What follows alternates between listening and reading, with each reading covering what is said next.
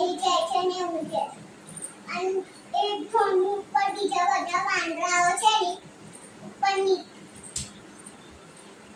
રમતા હતા.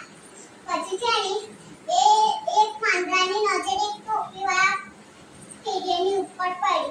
બધા વાંદરાએ થેલામાંથી ટોપી કાઢી ઝાડ ઉપર ચડી ગયા. પછી ઝાડની ઉપર મસ્તી કરે. પછી ટોપીવાળાની આંખ ખુલી. પછી એવું કહે કે ટોપી પર જતા તો એની નજર આસપાસ મેં પડી.